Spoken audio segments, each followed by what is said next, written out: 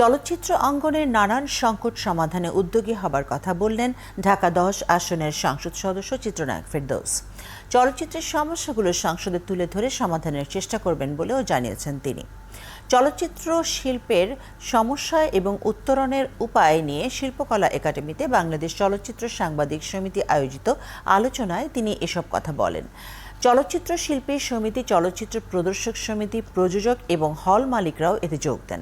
চলচ্চিত্রের সোনালী অতীত ফেরাতে সিনেমা হলের সংখ্যা বৃদ্ধি, সিনেমা হলগুলোকে সিনেপ্লেক্সে রূপান্তর এবং অনুদানের ছবি নির্বাচন সহ বিদ্যমান নানান সংকট নিয়ে কথা বলেন বক্তারা।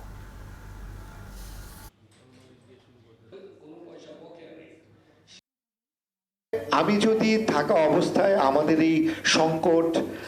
এই সংকটের কিছুটা নিরসন না করতে পারি, তবে আমার মনে হয় এখানে যাওয়াটাই ব্যর্থ। আমি চলচ্চিত্র সাংবাদিক সমিতির সভাপতি হিসেবে বলবো, কোনো সাংবাদিককে মারধর এবং তাদের হেনস্থা করা, তাদের সেই জায়গায় আমি কোনোভাবে আপোষ করব না। আমরা চলচ্চিত্র সাংবাদিক সমিতি আপোষ করব না। চলচ্চিত্র নিয়ে গত 2-3 বছরে কোনো বৈঠক কিন্তু করা হয়নি। তো আসলে সংকটগুলো নিয়ে গভর্নমেন্টকে জানানো দরকার।